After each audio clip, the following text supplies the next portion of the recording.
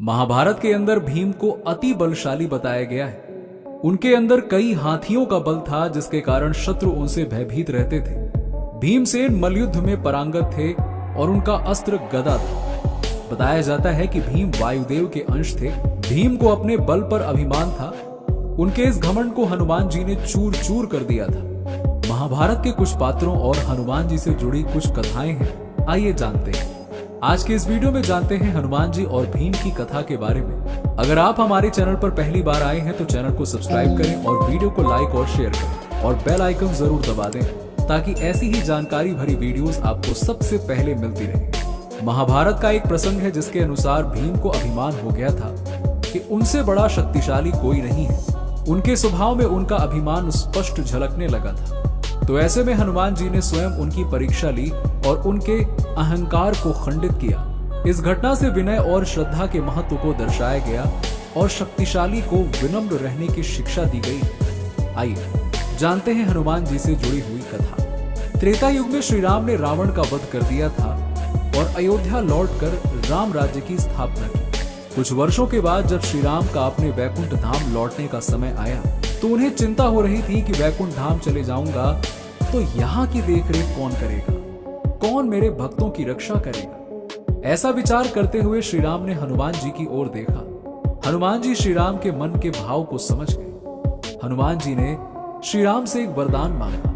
उन्होंने कहा कि मुझे वरदान दीजिए प्रभु कि जब तक धरती पर आपके भक्त रहेंगे तब तक मैं जीवित रहूंगा। श्री राम ने तुरंत ही ये वरदान हनुमान जी को दे दिया और वैकुंठ धाम लौट गए। त्रेता युग के बाद हनुमान जी का जिक्र द्वापर युग में आया है। महाभारत के समय हनुमान जी हिमालय के गंधमादन पर्वत पर रहते थे। उस समय पांडव द्रौपदी के साथ इसी क्षेत्र में वनवास काट रहे थे। एक दिन द्रौपदी ने भीम से एक सुगंधित फूल मांगा जो कि गंधमादन पर्वत पर था। द्रौपदी की इच्छा पूरी करने के लिए भीम गंधमादन पर्वत की ओर चल दिए। रास्ते में उन्हें एक बूढ़ा वानर दिखाई दिया। भीम को अपनी ताकत पर बहुत घमंड था। घमंड भरी आवाज में भीम ने उस वानर से कहा, ए बूढ़े वानर, रास्ते में से अपनी ये पूंछ हटाओ। अब वो बूढ़ा वानर कोई और नहीं था बल्कि वो स्वयं हनुमान जी थे। हनुमान जी समझ गए कि भीम को अपनी ताकत पर घमंड हो गया है। उन्होंने कहा कि ठीक है, अगर तुझे इतना ही है तो एक काम कर, तू ही मेरी पूंछ हटा दे। अब वानर की बात सुनकर भीम पूंछ हटाने की कोशिश करने लगे, लेकिन उन्हें सफलता नहीं मिली। खूब जोर लगाया लेकिन पूंछ थी कि हिलने का नाम नहीं ले रही थी। बूढ़े वानर ने यानी कि हनुमान जी ने भीम को अपनी पूंछ में लपेटा और गिरा दिया। अब वानर की ताकत देखकर भीम ने विनम्र होकर पूछा कि कृपया आप बताइए, आप कौन हैं? हनुमान जी अपने वास्तविक स्वरूप में आ गए। हनुमान जी को देखकर भीम ने पूछा कि आप मुझे पहले ही अपनी वास्तविकता बता देते, मेरी पिटाई क्यों की?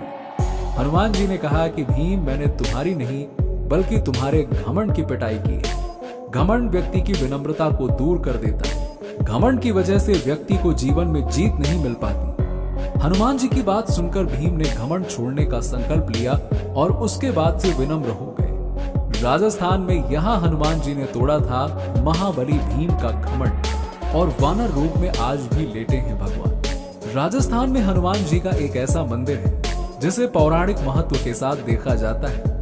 अरावली के कंदराओं के मध्य स्थित प्राचीन पांडुपोल हनुमान मंदिर पर प्रतिवर्ष लक्खी मेले का आयोजन किया जाता है। पांडुपोल मंदिर का इतिहास महाभारत काल से जुड़ा है। पांडुपोल के वनवास के दौरान हनुमान जी ने अलवर की धरा पर महाबली भीम के अहंकार को चूर किया। भीम ने यही रास्ता बनाने के लिए गदा से पहाड़ को तोड़ा।